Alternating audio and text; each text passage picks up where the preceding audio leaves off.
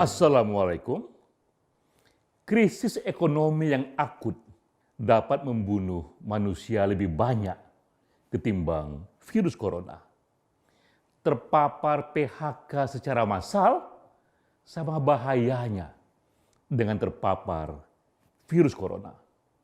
Demikianlah pandangan para ahli yang dimuat di media internasional. Di Indonesia, sudah 7 juta warga terkena PHK. Jika ekonomi semakin merosot, bisa terjadi PHK atas 30 juta warga lainnya. Apa yang mesti kita lakukan untuk menjaga kesehatan tubuh kita, tapi juga kesehatan ekonomi? Kapankah kita harus kembali bekerja keluar rumah? Inilah pertanyaan yang akan kami jawab dari hasil riset. Saya Denny J.A. berbicara atas nama lembaga LSI Denny J.A. Kita bisa mulai dengan membaca data dan kita mendapatkan satu perspektif baru bahwa lockdown, karantina wilayah, itu bukan satu-satunya cara untuk menekan laju pertumbuhan warga yang terpapar oleh virus corona. Benar, Jerman adalah kasus lockdown yang sukses. Di Jerman, setelah lockdown, yang terpapar virus corona per hari menurun secara drastis. Tapi Swedia juga sukses. Dan Swedia tidak menerapkan lockdown. Di Swedia, hal yang sama terjadi. Yang terpapar virus corona juga mengalami grafik yang landai, yang kemudian juga cenderung menurun. Hal yang sama dengan PSBB, pembatasan sosial berskala besar. Bahwa PSBB bukan satu-satunya cara untuk menekan pertumbuhan warga yang terkena virus corona. Benar, Jakarta melakukan PSBB dan Jakarta berhasil. Yang terpapar virus corona, kita lihat grafiknya sempat terjal lalu melandai. Tapi Bali pun berhasil dan Bali tidak menggunakan PSBB. Pada kasus Bali, hal yang sama kita melihat bahwa grafik yang terpapar virus corona juga sempat terjal dan kemudian melandai. Nah, ini data memberi kepada kita satu pemahaman bahwa jika kita bisa tanpa lockdown menurunkan laju pertumbuhan virus corona, mengapa harus menggunakan lockdown? Jika kita bisa tanpa PSBB menurunkan laju pertumbuhan virus corona, warga yang terpapar virus corona, mengapa kita harus menggunakan PSBB? Ibaratnya jika kita bisa menghalau nyamuk dengan tepukan tangan, mengapa harus kita gunakan dentuman meriam? Karena pastilah efek lockdown, efek PSBB akan sangat buruk bagi ekonomi kita. Nah, sekarang masalahnya adalah vaksin masih lama ditemukan. Diduga akan ditemukan Mei sampai Juli 2021, itu berarti 12 bulan dari sekarang. Terlalu lama kita hidup di era lockdown atau di era PSBB, jika itu baru kita buka sampai ditemukannya vaksin. Akan terlalu besar krisis ekonomi yang terjadi, akan terlalu banyak kemiskinan yang terjadi, krisis kesehatan pun berubah menjadi krisis politik, berubah menjadi krisis sosial. Artinya, saatnya pelan-pelan kita berpikir untuk mulai membuka PSBB, membuka lockdown, walau vaksin belum ditemukan. Saatnya kita mulai bekerja kembali, tapi dengan sangat hati-hati. LSI Denny J.A. minggu ini melakukan konferensi pers tentang Indonesia bekerja kembali dengan panduan 5 kisi-kisi. Apa yang menjadi kisi-kisi itu? agar kita kembali bisa bekerja, bisa menjaga keseimbangan antara sehat tubuh kita, tapi juga sehat ekonomi kita.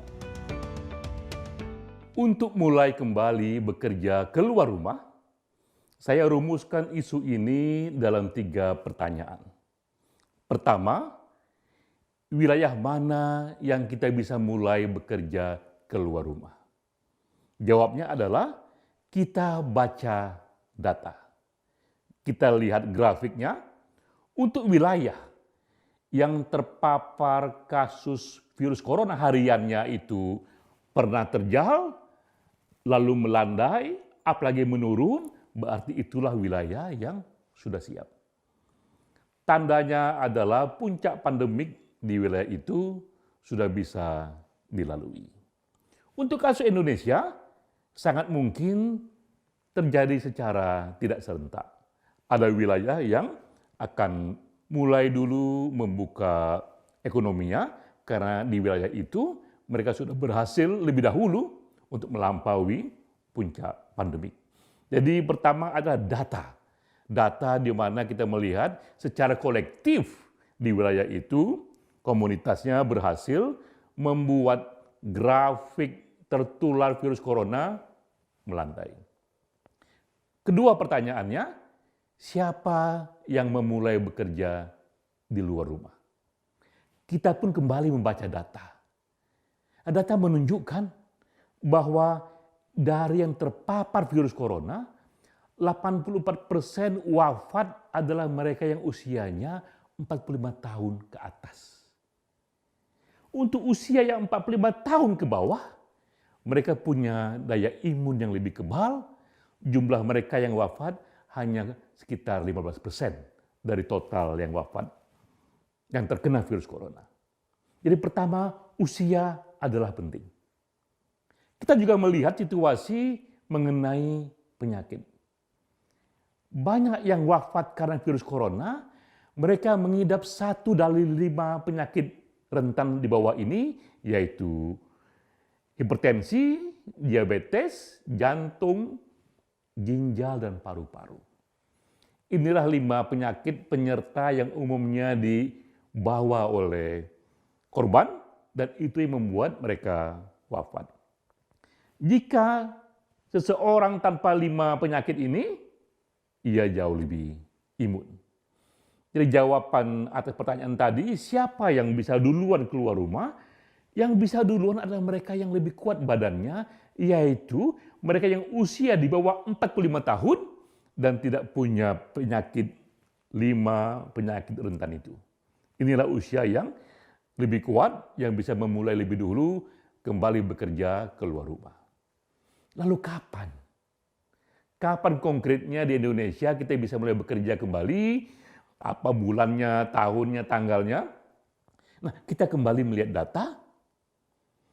Nampak di data bahwa Jakarta adalah salah satu wilayah yang paling siap. Di Jakarta kita melihat grafik yang terpapar virus corona sudah mulai melandai. Jakarta yang mulai PSBB, agaknya Jakarta pula yang akan memulai relaxing atau opening ekonomi secara bertahap. Kita melihat data bahwa PSBB di Jakarta akan berakhir tanggal 22 Mei 2020. Agaknya di Jakarta di Juni awal sudah mulai bisa kembali membuat warganya bekerja, tapi tentu dengan sangat hati-hati. 2 disclaimer penting untuk dikatakan. Pertama, bagi mereka yang sudah mulai bekerja keluar rumah, walaupun puncak pandemik di wilayah itu sudah terlampaui, tetap ikuti protokol kesehatan. Itu hal yang sederhana, tapi memang hanya itu senjata yang kita punya, yaitu menggunakan masker, menjaga jarak, social distancing, sesering mungkin cuci tangan, dan area publik, transportasi publik, sesering mungkin juga dibersihkan dengan disinfektan. Itulah cara supaya kita bisa terlindungi dari kemungkinan terpaparnya virus corona. Hal kedua yang juga perlu disampaikan adalah hati-hati datangnya serangan gelombang kedua pandemi. Kita pernah mengalami pandemik 100 tahun yang lalu, itu di tahun 1918, yaitu pandemik flu. Dan kita melihat ternyata pandemik itu datangnya tidak hanya satu gelombang. Ada gelombang kedua, ada gelombang ketiga. Dan yang paling parah justru gelombang kedua.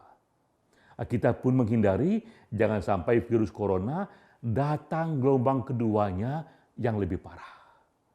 Dengan sendirinya, walaupun kita merasa puncak pandemik sudah dilalui, tetap semua protokol kesehatan dijaga, karena selalu kemungkinan datangnya serangan gelombang kedua terjadi. Jadi demikian, para sahabat sekalian, walaupun kita harus hati-hati, tapi kita pun juga harus melangkah. Seperti burung, saatnya kita kebaskan sayap dan terbang ke angkasa.